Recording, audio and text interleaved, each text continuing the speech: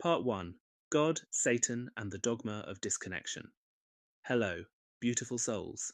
It is Smith Nikeklarr Ahlaenovik here.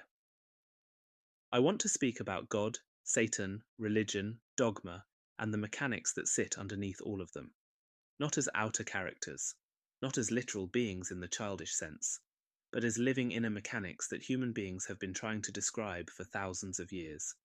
In my framework, Satan is not an out there being with horns and a kingdom underground.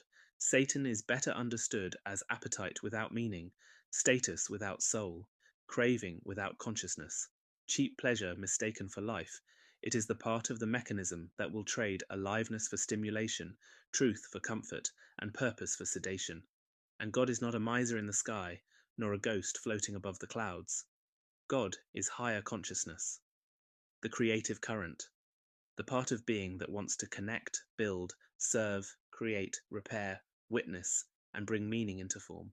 Not the daily noise of the mind, not the ego trying to defend its image, but the deeper aware force that seeks coherence. So when I speak of God, I am not speaking of a distant ruler, I am speaking of the broadcasting field of consciousness itself, and the human being is the receiver, the renderer, and the transmitter.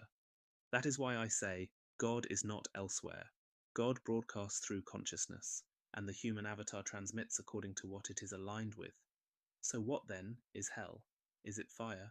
Or is it disconnection repeated so often it becomes normal? Because to me, modern hell looks like this: scrolling without absorbing, consuming, without creating eating, without nourishing escaping, without arriving, performing, without becoming numbing, without ever resting, a slow death called normal life. And most people do not even realize they are in it, because the whole culture has been built around sedation. End of part 1. Next lecture, God, Satan, and the Dogma of Disconnection. Part 2, the real split, the inner war, and why cheap pleasure never satisfies.